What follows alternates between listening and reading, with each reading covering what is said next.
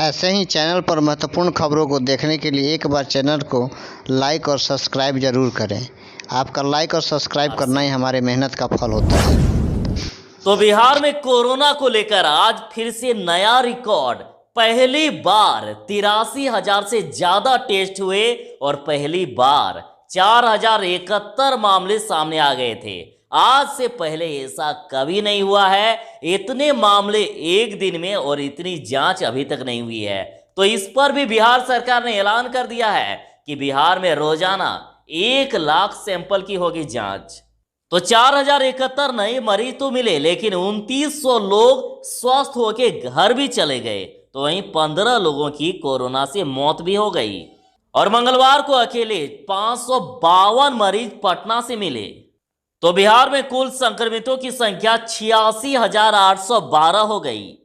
तो वहीं बिहार में अब तक 57,039 लोग स्वस्थ भी हो गए हैं और अभी बिहार में 29,307 एक्टिव केस हैं। तो रिकवरी रेट की बात करें तो 65.7% अभी रिकवरी रेट है। तो चलिए देखते हैं आखिर कहां से कितने नए मरीज मिले। तो 16 जिलों में 100 से ज्यादा मरीज मिल गए हैं और पटना में अकेले 554 और उसके साथ ही अररिया में 123, बेगूसराय में 225, भागलपुर में 195, बक्सर में 162, पूर्वी चंपारण में 208, गया में 172, कटिहार में 164, मधुबनी में 143, मुंगेर में 83, मुजफ्फरपुर में 124, पूर्णिया में 119, रोहतास में 122, समस्तीपुर में 117, सारण में 106, वैशाली में 103 और पश्चिमी चंपारण में 113 और उसके साथ ही अरवल में 34, औरंगाबाद में 64, बांका में 39, भोजपुर में 78, दरभंगा में 36, गोपालगंज में 72, जमुई में 36, जहानाबाद में 57, कैमूर में 16, खगड़िया में 44, किशनगंज में 83, लखीसराय में 75, मधेपुरा में 73, मुंगेर में 83, नालंदा में 98, नवादा में 40, सहरसा में 91, शेखपुरा में 46, शिवहर में 22, सीतामढ़ी में 64, सिवान में 94, सुपौल में 76 नए संक्रमितों की पहचान हुई।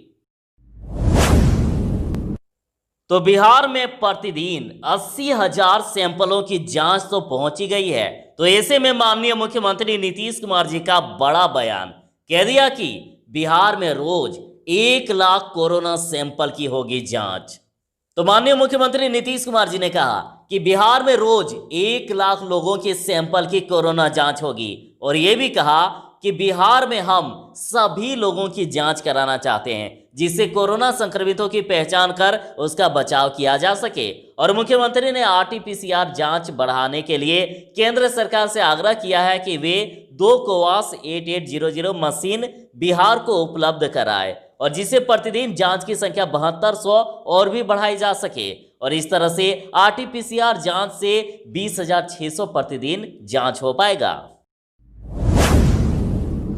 तो उप मुख्यमंत्री सुशील कुमार मोदी ने अपने ट्वीट में ये कहा है कि बिहार सरकार की तत्परता से प्रतिदिन कोरोना जांच का दायरा अब 83,000 से भी ज्यादा हो गया है और एक दिन में 2,900 से ज्यादा मरीज कोरोना को हराने में सफल हो रहे हैं और लॉकडाउन के नियमों का पालन भी सख्ती और प्राथमिक स्वास्थ्य केंद्र तक जांच की सुविधा बढ़ाने से संक्रमण की कड़ी टूटने लगी है और नए मामले मिलने की दर 24% घटी है।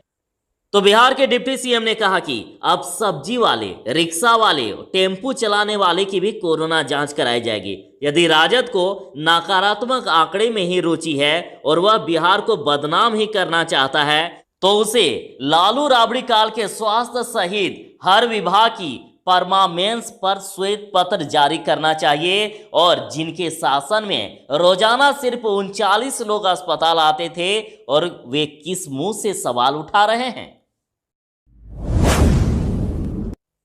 तो बिहार एसटीईटी के लिए बड़ी खबर। बिहार बोर्ड ने जारी की है ऑनलाइन परीक्षा की नई तिथियां।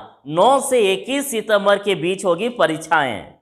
तो बिहार बोर्ड ने राज्य शिक्षक पात्रता परीक्षा यानी एसटीईटी 2019 की होने वाली ऑनलाइन परीक्षा की तिथि जारी कर दी है और एसटीईटी 2019 की परीक्षा 9 और 21 सितंबर के बीच आयोजित की जाएगी और इसके लिए एडमिट कार्ड 25 अगस्त से आप डाउनलोड कर पाएंगे। तो सुशांत केस में एक और नया मामला। बिहार पुलिस के 5 अधिकारियों के खिलाफ मुंबई में लिखित शिकायत दर्ज।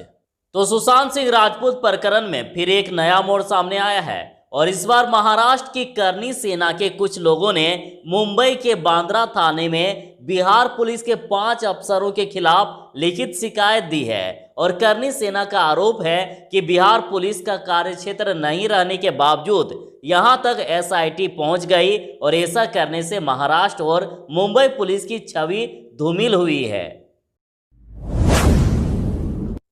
तो बिहार के डिप्टी सीएम सुशील मोदी का बयान और कहा कि फूहड़ और तथ्यहीन बयान दे रहे हैं लालू प्रसाद।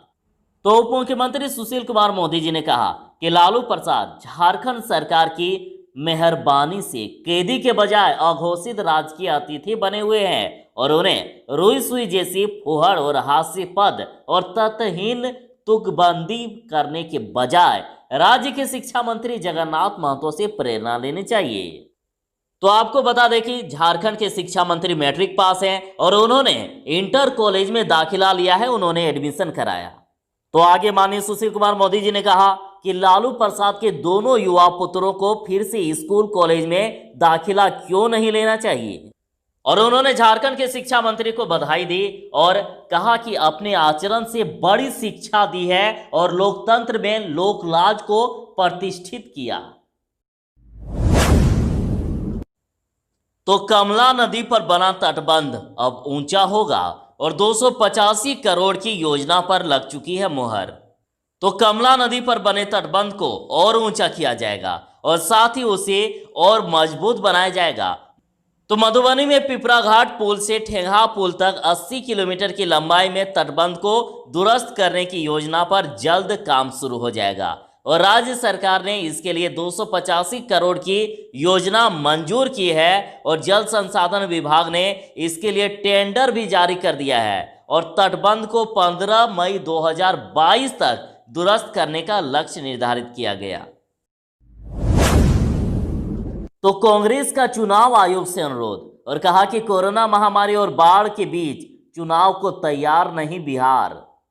तो प्रदेश कांग्रेस अध्यक्ष डॉक्टर मदन मोहन झा की ओर से मुख्य निर्वाचन आयुक्त को भेजे गए पत्र में कहा गया है कि चुनाव लोकतंत्र का महापर्व है और इसे होना ही चाहिए, मगर बिहार अभी बाढ़ और कोरोना की दो तरफा मार झेल रहा है और ऐसे हालात में जनता की जान जोखिम में डालकर चुनाव कराना उचित नहीं होगा।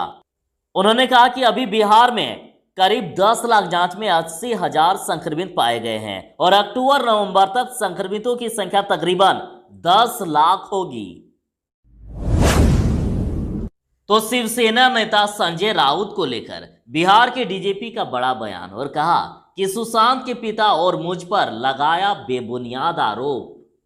बिहार के डीजीपी गुप्तेश्वर पांडे ने शिवसेना नेता संजय राउत को लेकर कहा है कि उन्होंने राज्य के मुख्यमंत्री नीतीश कुमार के खिलाफ गैर संसदीय भाषा का प्रयोग किया है और उन्होंने सुशांत सिंह राजपूत के पिता और मेरे बारे में जो बातें कही है वो बेबुनियाद और गलत है और वे सच्चाई को नहीं जानते हैं।